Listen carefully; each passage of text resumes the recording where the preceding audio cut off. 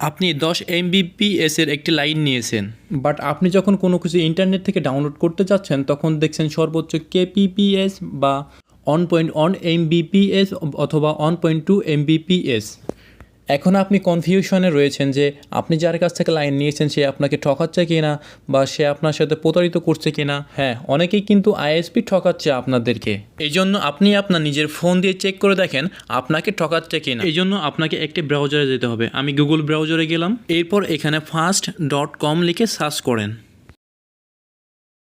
এরপর প্রথমেই দেখতে পাচ্ছেন fast.com, এটার উপর ক্লিক করেন। এটার উপর ক্লিক করার পর দেখতে পারবেন আপনার ইন্টারনেট কানেকশন কত Mbps স্পিডে চলছে।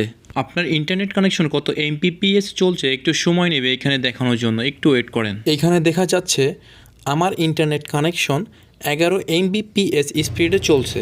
এবার দেখেন আমি যখন কোনো কিছু ইন্টারনেট থেকে ডাউনলোড করতে যাই তখন দেখা যাচ্ছে 2.1 MB।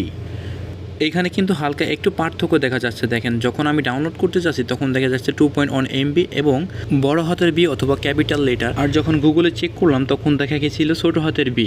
চেক করার সময় ছোট হাতের বি। আমরা জানি 8 মেগাবিট সমান 1 মেগাবাইট। আমরা যখন ডাউনলোড করি তখন মেগাবাইটসে ডাউনলোড করি। এখন আপনার ইন্টারনেট কানেকশন কত Mbps এর ওটা দিয়ে 8 দিয়ে ভাগ করলে বের হয়ে যাবে আপনার ইন্টারনেট কানেকশন ঠিক আছে কিনা বা আপনাকে ঠকাচ্ছে কিনা, এটা আপনি বুঝতে পারবেন। ধন্যবাদ।